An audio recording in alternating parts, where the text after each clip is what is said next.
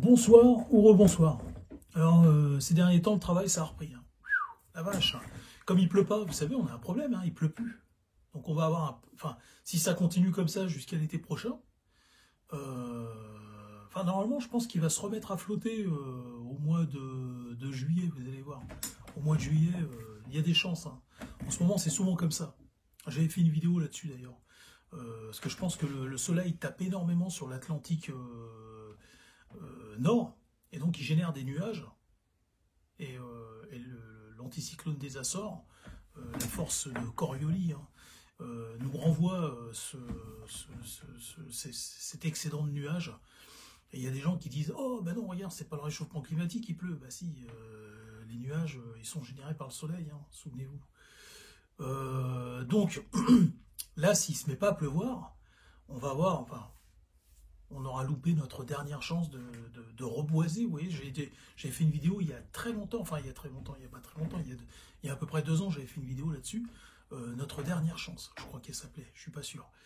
Et donc, du fait qu'il n'y a plus assez de flotte, on n'a pas, normalement, moi par exemple, j'ai replanté des plantes, là, je vous montrerai, pardon, j'ai replanté du lin de Nouvelle-Zélande, Formium, je crois, le véritable nom. Ah, j'ai un problème parce que tous les week-ends, il faut que je les arrose, mais il faut que je fasse attention qu'il n'y ait pas de gelée. Parce que si j'arrose et qu'il y a une gelée juste après, les racines elles vont prendre un coup de gel, quoi. Hein. Parce que c'est planté à 30 cm et c'est pas hors gel.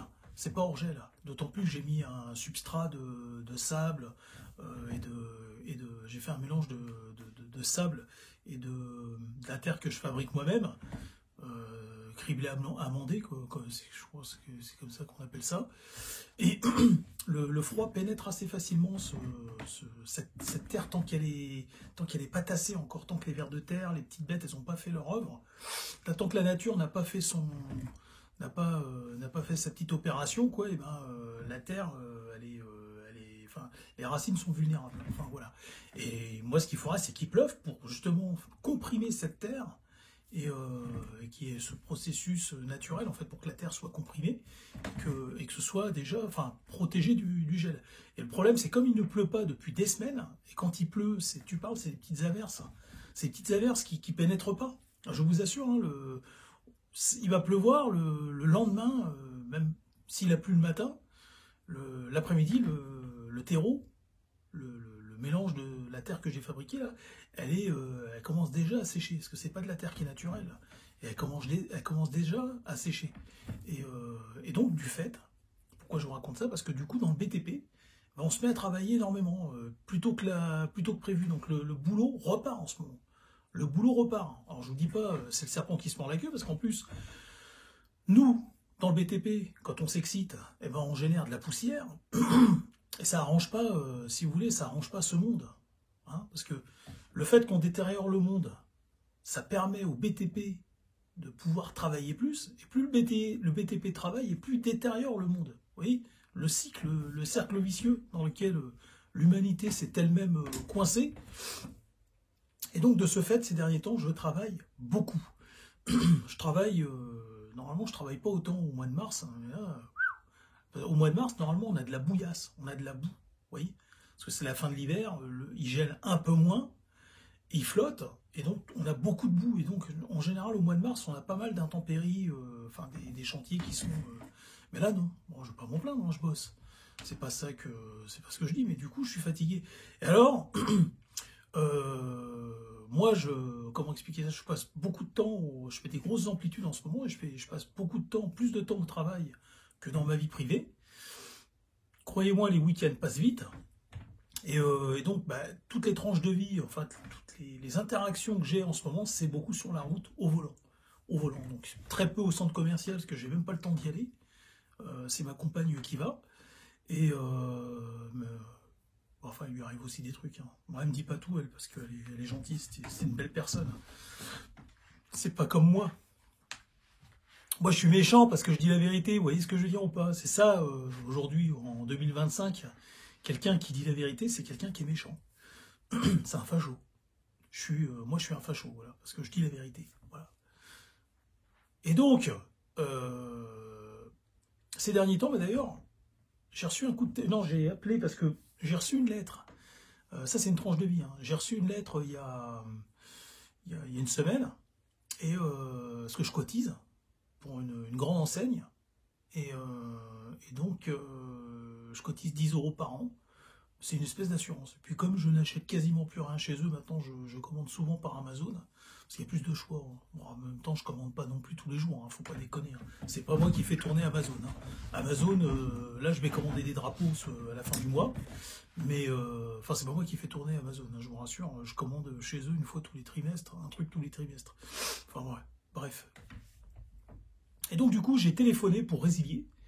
J'ai reçu une lettre qui est marqué que je dois m'acquitter des 10 euros. Enfin, non, est-ce que je veux continuer à rester abonné? Ouais, c'est le truc annuel qu'on reçoit. Et donc, si c'est le cas, bah, je dois m'acquitter des 10 euros ou alors téléphoner pour résilier. Je me dis, ouais, tiens, je vais téléphoner pour résilier. Ils font bien de se manifester, eux, parce que je les avais oubliés.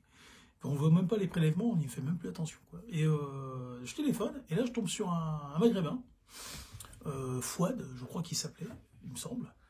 Et il était en train de manger. C'était il y a une semaine. Hein. Il était en train de bouffer, le mec. Il avait quelque chose dans la bouche et je comprenais pas ce qu'il disait. Il mangeait, il était en train de mastiquer. Et en plus, comme il voulait pas, enfin, je pense que comme il mangeait avec les doigts, parce que j'entendais comme un paquet de chips, ça faisait un bruit là de plastique. Et je pense qu'il avait mis le téléphone sur haut-parleur. Et donc du coup, j'entendais tous ses collègues. Parce que c'est comment on appelle ça? C'est un centre téléphonique. J'entendais tous ses collègues en conversation avec d'autres personnes, comme si j'étais à Wall Street. Hein. Si vous voyez ce que c'est, un peu le bois. Et je lui dis, excusez-moi, monsieur, très poliment, je lui dis, monsieur, excusez-moi, je n'entends pas du tout ce que vous me dites. Vous savez ce qu'il me fait, le mec? C'était un maghrébin. Et il me fait, va niquer ta mère, et il raccroche. Tranche de vie. Tranche de vie, c'est ça maintenant. C'est ça maintenant. Même t'es chez toi, tu téléphones, tu passes un coup de téléphone, tu tombes sur un maghrébin. Et il te parle comme ça, le mec. Donc là, j'étais énervé, vous pouvez pas savoir. Normalement, je devrais être au-dessus de tout ça. Mais c'est énervant, c'est énervant. Tu téléphones pour résilier. Du coup, j'ai même pas pu résilier mes 10 euros. Oui, ou là, il m'a pas expliqué comment faire. J'ai rappelé, je suis tombé sur une maghrébine. Hein? Je lui ai expliqué ce qui s'était passé. Elle me dit, oui, bon, je vais voir de mon côté, je vais faire une enquête et tout. D'accord, tu vas faire une enquête. C'est juste c'est une collègue de ce mec-là, donc elle a aucun pouvoir, tu vois, elle va pas remonter, elle va se créer des problèmes. En plus que vu comment il est con, l'autre, il serait capable de la frapper, c'est sûr et certain, ça doit être dans sa mentalité. Et puis tu vois que je vais écrire une lettre. Tu te rends compte si à chaque fois je me fais emmerder par un maghrébin ou un adepte de l'islam ou un subsaharien, si à chaque fois j'écris une lettre, mais je vais passer mon temps à écrire. Enfin, faut quand même faire quelque chose, attention, je suis pas en train de dire qu'il faut baisser les bras et rien faire, hein, mais je vais pas allumer des bougies, dessiner des dessins, m'acheter des pluches et puis écrire des lettres. Non, non, j'ai d'autres méthodes. Et donc, ce qui se passe, ça c'est une tranche de vie, mais au volant, tous les jours, je vois de l'incivisme, et c'est toujours les mêmes, je vous assure, c'est à 90% des cas. 10% c'est des blancs, je dis pas, hein, il y en a aussi des pourris, mais les proportions, elles sont moindres. Elles sont moindres. 90% des saloperies qu'on fait sur la route, c'est soit des subsahariens, enfin des gens de couleur, soit des araboïdes. Ça peut être des Turcs aussi. Ah oui, je suis désolé si vous regardez la vidéo.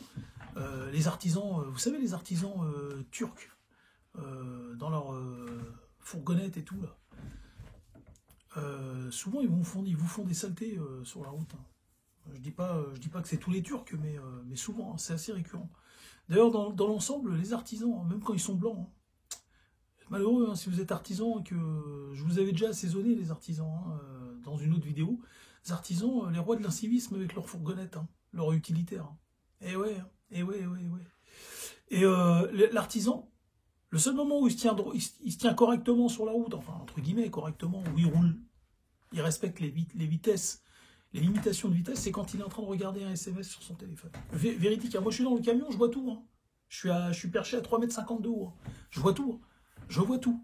Et à chaque fois qu'un artisan roule doucement, trop doucement même, souvent, ce qui fout le bordel. Sûr et certain, 100%, 100%, 150%, il est sur son téléphone, en train de regarder des vidéos, en train de lire un texto, ou en train d'envoyer un texto. 100%. Enfin, pour en revenir à nos amis, les adeptes de l'islam, j'ai plein d'histoires à raconter, des tranches de vie, des mini-tranches de vie, parce que ça dure quelques secondes, hein, ça dure 3, 15 secondes, des fois 8 secondes. Tout à l'heure, il y a une voiture qu'est-ce qu'elle me fait? Moi, j'étais comme ça sur ma voie, et elle était là, et puis elle roulait tout doucement, quoi. Et je me dis, mais merde, mais je pouvais pas doubler. Et je me dis, putain, mais c'est con, quoi, pourquoi elle roule aussi doucement, quoi? C'est une autoroute. C'est une autoroute. C'est minimum 80 km/h, mais 80 km/h, c'est sur la voie de droite. En général, c'est comme ça, 80, 100, 120. Mais comme c'est limité à 110, tu restes à 110, bien sûr. Sur la voie de gauche, la voie des véhicules les plus rapides. Et là, elle roulait doucement, elle foutait la merde, quoi.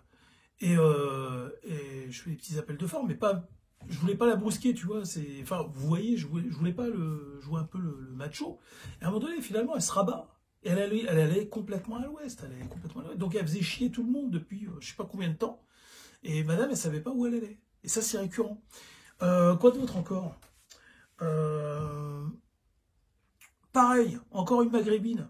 Elle m'empêchait de passer, de prendre une... Qu'est-ce qu'elle me fait, elle? Oui, je vais pour me rabattre sur une voie d'insertion. Et l'autre, elle m'empêche de passer. Bon, c'est pas grave. Je me dis, faire une voie d'insertion, parce que moi, j'étais sur... C'est une autoroute, et c'est une portion à 4 voies. Et il y a 2 voies ici qui t'emmènent sur une autre portion. D'accord? Et là, moi, j'avais besoin d'être sur cette portion-là. Et elle m'empêchait de passer. Elle m'empêchait de passer. Et je dis, putain, mais qu'est-ce qu'elle fait? C'est pas possible, elle peut pas accélérer. Pareil que l'autre. Elle peut pas accélérer, parce que si elle accélère, si elle roule, parce que c'est limité à 90, si elle accélère, parce qu'elle a roulé à 70, et elle foutait un bouchon, et moi, avec mon camion, je pouvais pas la doubler, parce que j'avais pas assez de puissance. J'étais plein, et plein de tourets. Et donc, je n'avais pas assez de gouache, donc. Et elle m'empêchait de passer. Et à un moment donné, qu'est-ce qu'elle fait? Je finis par réussir à me mettre derrière elle. Et qu'est-ce qu'elle fait? Eh ben, elle se déporte et elle prend le premier embranchement qu'il y avait. Donc en fait, elle a fait pareil que pareil que sa congénère en fait que j'avais croisé au début de la journée.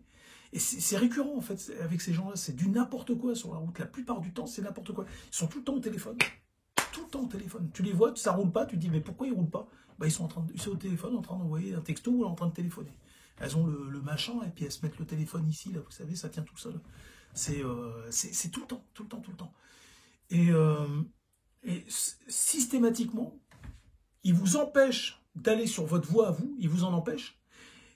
Et une fois que vous avez réussi, qu'il y a quelqu'un de sympa derrière qui vous a laissé passer, en général des blancs, et ben, une fois que vous êtes passé là, et ben vous apercevez qu'en fait, ce subsaharien ou cet araboïde, finalement, n'avait rien à faire sur cette voie et il se déporte et finalement va à l'ouest.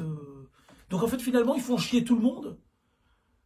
La plupart du temps, enfin moi personnellement, c'est mon expérience personnelle, c'est-à-dire 90% des cas, c'est eux, c'est les gens dont je vous parle, ils font chier tout le monde, mais pour rien en fait, parce qu'ils sont pas sur la bonne voie, et après, ben, il s'avère qu'ils vont sur l'autre voie, et tu te dis, putain, ça fait, je sais pas, ça fait 2 minutes que je suis derrière, même des fois plus que ça, hein. Et tu te dis, mais putain, tout ça pour ça, quoi. Ils savent même pas où ils vont. Et ça dérègle, si tu veux, ça dérègle la circulation. Ça contribue à dérégler la circulation. Alors je dis pas, hein, avant même qu'il y ait des extras, avant même qu'il y ait tous ces extras européens, en France, on a toujours eu des gens qui ne savaient pas conduire, hein, ça je suis d'accord, mais si vous voulez, là maintenant, on a un mélange de gens, non seulement qui ne savent pas conduire, mais en plus qui n'ont pas la volonté de s'améliorer au volant, c'est-à-dire qu'il y a une volonté de dégrader comment on appelle ça, de développer l'incivisme au volant, dégrader justement comment on appelle ça, le trafic urbain, comment expliquer ça avec comment on appelle ça, avec cet incivisme. C'est tout le temps fourré sur leur téléphone, ils savent pas où ils vont, ils emmerdent tout le monde, ils bloquent les voies, ils t'empêchent de passer, toi, d'aller sur ta voie. Et tu t'aperçois qu'une fois que, comment expliquer ça, qu'une fois que tu as réussi à à plus ou moins les doubler, tu les vois, ils se déportent et puis ils se cassent et ils prennent l'embranchement et finalement ils emmerdaient tout le monde pour rien, quoi. C'est systématiquement comme ça. Enfin voilà, c'est étrange de vie, mais c'est perpétuel. Tous les jours, j'assiste à ça, en fait. Ils refusent de te laisser passer. Tiens, par exemple, les voies, je vous en avais parlé de ça, les voies les embranchements, vous savez, les voies de... Quand tu rentres sur une autoroute, les voies d'insertion. Ils vont jusqu'au bout, tu sais, l'enculeur de mouche. L'enculeur de mouche qui lâche rien, tu sais. Même 1 mètre, il va essayer de te les gratter. Tout à l'heure, je me suis embrouillé avec des... Je crois que c'était des gens du voyage. Mais ça va, ils étaient gentils. Je vous assure, je dis pas ça parce que c'est les gitans. Ils ont admis leurs erreurs. Parce qu'il a essayé de me doubler, le mec, jusqu'au bout. Je lui dis comme ça, je me suis énervé. Je lui dis, hé, ça fait 5 personnes que je laisse passer. Je vais pas laisser passer tout le monde. Sinon, mon camion, il finit par reculer à un moment donné. Tu vois ce que je veux dire? Je remonte le temps à un moment donné après. Si je laisse passer tout le monde, qu'est-ce que je fais? Moi, je recule après. J'avance plus. C'est insupportable.